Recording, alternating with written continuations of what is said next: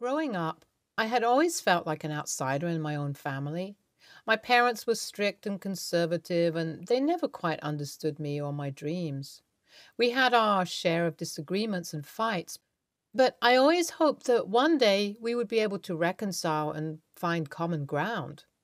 But as I grew older, our relationship only grew more strained. When I got married to my ex husband, they disapproved of him and our lifestyle. They wanted me to marry someone from our community, someone who shared their values and beliefs. My ex husband and I were happy at first, but over time, we grew apart. We had different goals and aspirations, and we struggled to communicate with each other. Eventually, we decided to get a divorce, and it was a painful process for both of us.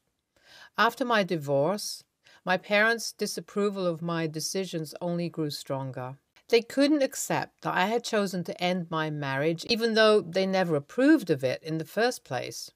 In their eyes, divorce was a shameful and taboo topic, and they couldn't fathom why I would choose to go through with it. Despite their lack of involvement in my life, my parents still had strong opinions about how I should live it. They believed that I should have stayed in an unhappy marriage just for the sake of upholding their conservative values. They couldn't see how toxic my relationship had become and how it was slowly draining the life out of me. Their narrow mindedness and lack of empathy made it hard for me to communicate with them.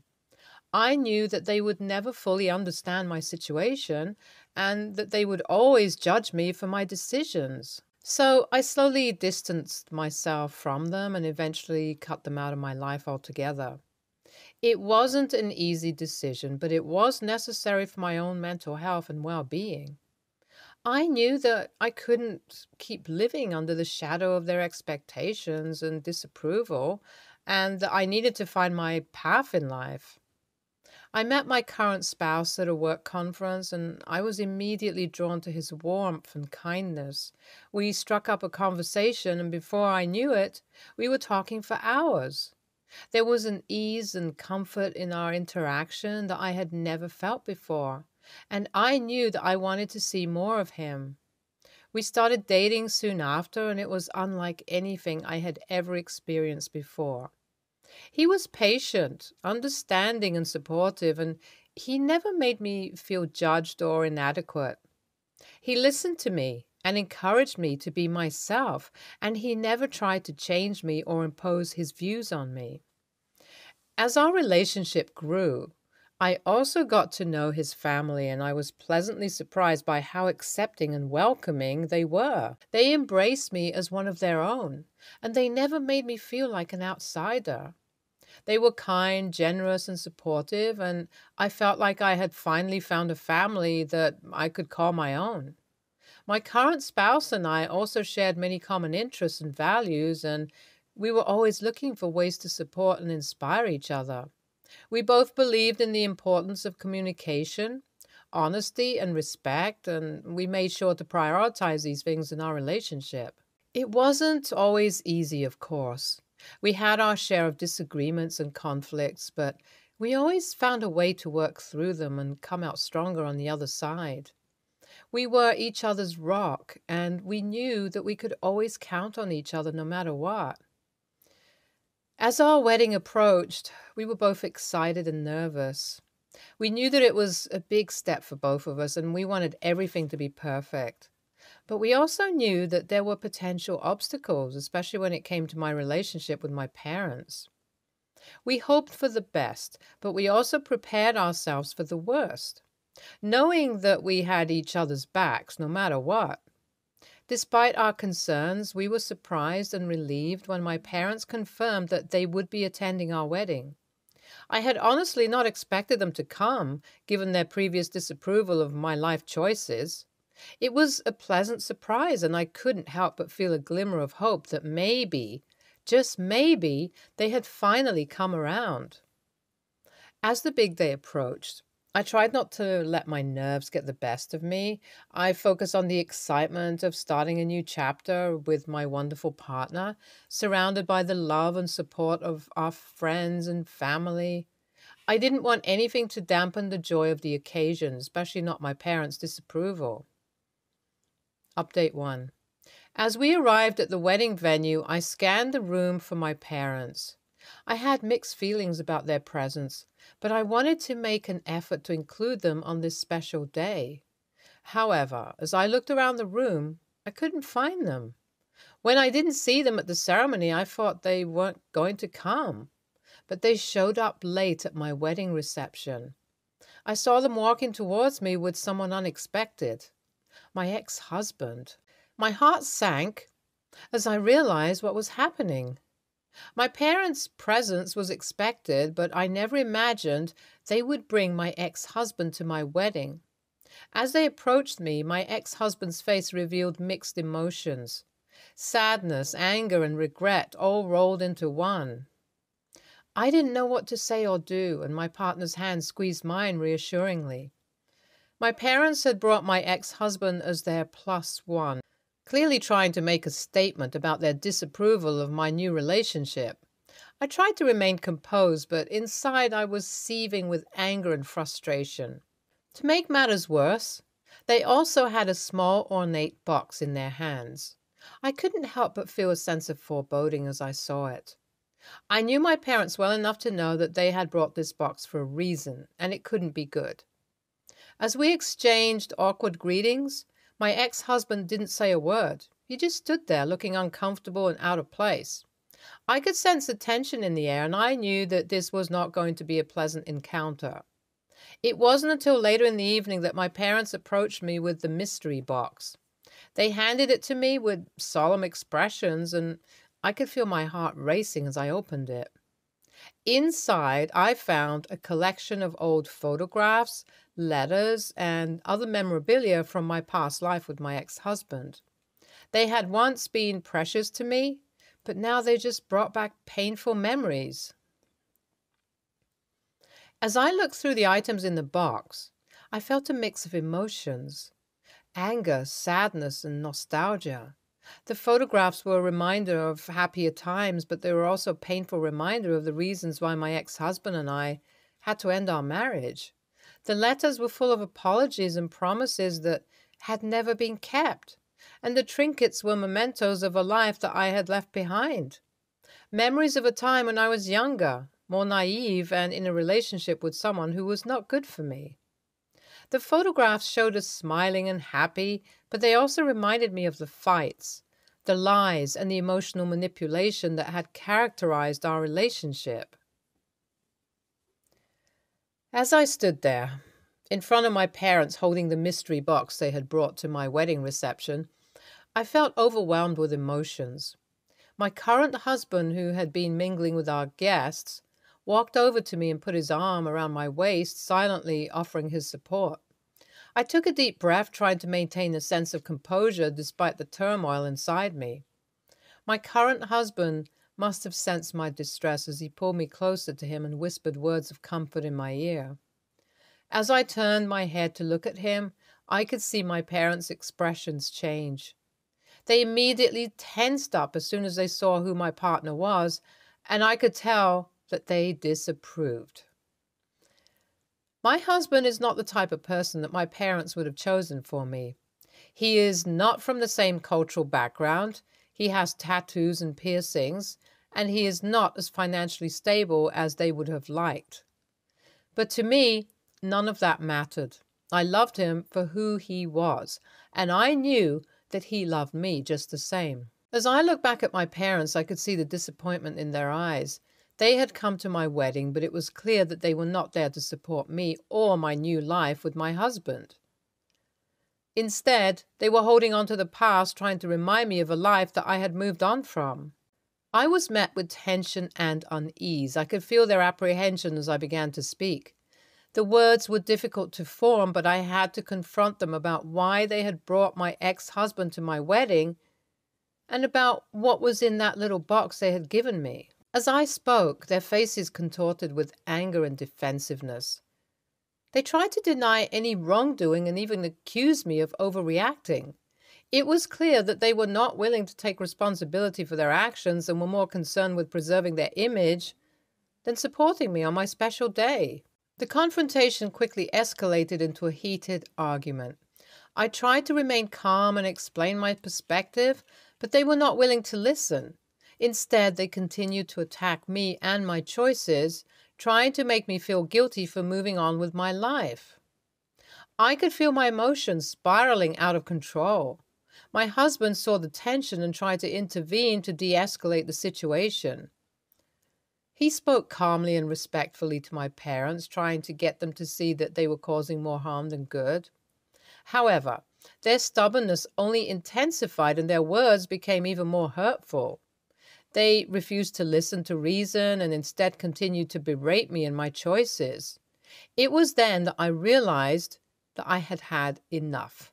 I took a big step towards them, took a deep breath, and told my parents that I no longer wanted them to be a part of my life. I yelled that their behavior was unacceptable and that I would not tolerate their attempts to control me and my decisions any longer. I asked them to leave the wedding and never contact me again. As I spoke, I could see the shock and disbelief on their faces. They had never expected me to stand up to them in such a manner, and it was clear that they were not prepared for my decision. Despite their protests, I remained firm in my resolve, and eventually they left with my ex-husband in tow. NTA. Parents seem to be immigrants or from those cult-like communities with very narrow-minded beliefs. That box was a dick move. You do you, girl. Pay no mind to them. Next story. This requires some context, so I'll keep it short. I, 18, female, have a twin sister, 18, female, who's had the same boyfriend since freshman year. He's also 18. He comes from a wealthy family and had a career lined up for him the day he graduated. My sister is actually pretty responsible, and so is he, which is why it was a shock to everyone when she revealed she was pregnant. She swears they always use protection, and I believe her. She's not the type to skip out on that kind of stuff, nor is he. Well, for obvious reasons, she finished senior year via distance learning. The baby was born right after graduation. I should also mention they are responsible parents, even though they're young. About 2 weeks ago, her boyfriend started his new job, and they're about 4 hours away. They moved and have been gone for almost 2 weeks now. They agreed to leave the baby here. I still live at home with my mom. While they move everything. I FaceTime my sister every day, and she shows me her daughter's room, and it's beautiful. She tells me how much she misses her. 2 days ago, just over a week of moving, my sister told my mom she's going to come get her. My mom said no, and that she abandoned her, and that she's a gold digger. Then her boyfriend called, and my mom said the same thing. They've been going back and forth for 2 days. My sister called me a few hours ago and said she's not playing any more games with mom, and that tomorrow she's waking up at 4 a.m. and driving down here to demand her daughter back, and if my mom doesn't give her up, she says she'll get the police involved, get attorneys involved, and do whatever it takes to be reunited with her daughter. After that conversation, I went downstairs to talk to my mom. I said she should give my sister her daughter back. She said, "Your sister abandoned this baby. She doesn't deserve her." My mom said my sister is a gold digger, and if she wanted her kid, she would have got her by now. I reminded her that she does, and I warned my mom that if she doesn't give it to her nicely, my sister is not going to be nice about it. But then my mom said, "Just mind your own business." And to be honest, she kind of had a point. This isn't my business. She also said the baby is what brings her joy, and she feels a special connection with her that she guarantees my sister doesn't have. I warned her one last time. "Mom, don't do this." My sister's name is not messing around, and this will get ugly. And that was that. I'm starting to think I was wrong to inject myself. It isn't my business, but my sister is right. She deserves her child back, and I did witness a conversation of my mom offering to watch the child while they moved. AITA? Update. It is 8:13 right now where I am, and my sister came and got her daughter. My mom did resist, though. She said, "You're too young to be parents," and gave her the speech about their special connection, and my sister said, "I'm not leaving this house without my daughter." Sister threatened to call the police, and then Mom walked outside to call her friend or something, and my sister just went upstairs into Mom's room, picked up her daughter, and ran out. She's now gone, but I'm meeting her for breakfast soon while she's in town. Mom is crying, saying my daughter is heartless and is too young to be a mom. That's all. I just wanted you all to know my niece is safely reunited with her mother and soon her father as well. I don't think your mother wants to play this game. If your sister shows up with even just a birth certificate, any documentation confirming she's the rightful mother, they could remove the baby from Grandma's house and even pry her from her arms. You didn't do anything wrong. You actually did right by your sister, and your mother is pretty idiotic if she thinks that she can just kidnap someone's child and keep the baby from them. Tell your mom to start getting ready because you have a police escort lined up to take her away, and tell her to remember to have fun in prison. NTA. NTA. And remind your mom that they did not abandon the baby. Your mom agreed, and it sounds like encouraged, your sister and her partner to leave the baby while they got settled. They are settled and ready to pick up their child. Your mom is backing out of that agreement and potentially creating a legal issue for herself. Not for them, for herself. You are not overstepping. You are an adult and living in the home. In some cases, this could also create a legal issue for you. Next story. I, 29, female, was never allowed to have a pet as a child. My mom is not a huge animal person, and my dad swore off getting close to any other animals after losing his beloved childhood dog.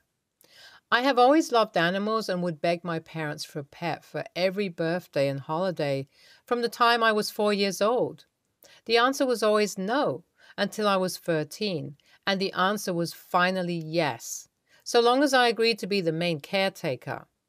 I obviously excitedly agreed and was then introduced to my new best friend, Theo. He was a schnauzer with the most beautiful little face you could ever imagine. I immediately loved him more than anything, and we spent all our time together. I walked him before and after school, fed him breakfast and dinner, gave him baths, and he slept in my bed with me every night.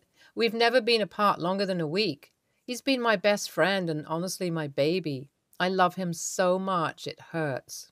About a year ago, I met my now boyfriend at a bar, and we hit it off immediately. He took to Theo instantly and loved him like his own.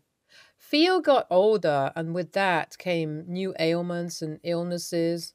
Last week, I noticed he was pooping blood, so I rushed him to the emergency vet, and they diagnosed him with severe pancreatitis, and he had to be admitted overnight. When I picked him up, the vet said the next 24 hours would be critical. I stayed up all night making sure he was breathing. He was very lethargic all the next day. In the middle of the next night, he woke up yelping. I rushed him back to the vet, and he had a new infection and internal bleeding. They said they could do surgery, but at his age, the risk of him dying in the surgery was very high. I tried to call my boyfriend many times, but he sleeps with his sound off, so I got no answer. I called my dad, and he picked up, and I just burst into tears.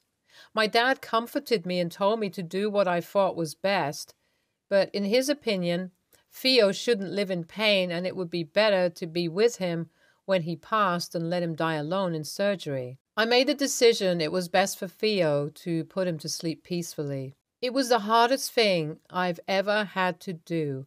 I held him the whole time. It was so fast. I immediately vomited when I got home.